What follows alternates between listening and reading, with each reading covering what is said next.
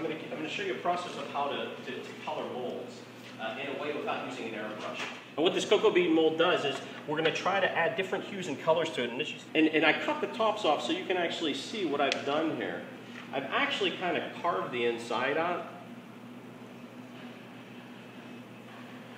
So what I do is I cut the top off, I pop the whole piece out. When you buy these cocoa butters, the cocoa butters are in temper. Now a lot of people take the whole container and put it in the microwave. The problem with it is some cocoa butter melts, some does not melt. Some of it gets way out of crystallization, some stays in crystallization. What that means is some of these are going to come out, some of these are not going to come out. So I shave off these little pieces from the inside. And this way, I have these flakes, it goes into the container, I microwave the container 30 seconds at a time until half of it's melted. So when half of that cocoa butter that's shaved is melt, I actually stir the container around, and that other half that's not melted actually tempers it. So I bought a red jewel color and also the red pearl color. So what I do is with my little syringe here, I'm just pulling some cocoa butter up into it. And I just put one drop in a corner, and then I blow it.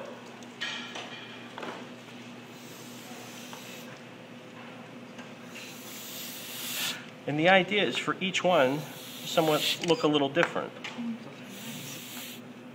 I think what I like about it, it's just different. It's not airbrushed. Everybody is doing airbrush, and I think it's awesome. Don't get me wrong. But sometimes you can create something just from being challenged.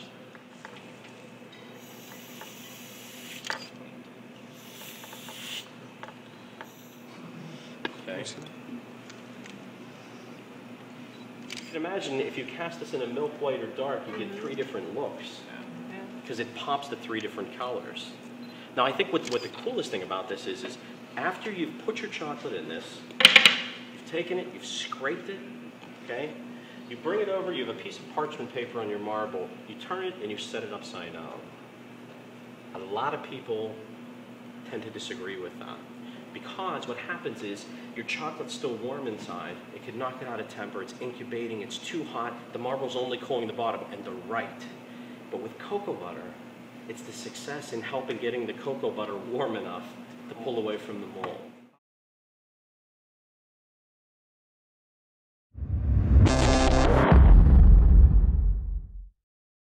You know, when I first started doing this, the other 3 chefs were like, they just, honestly, they left the room. They're like, you're just out of it. And I'm like, well, let's try it on. Let's see what happens.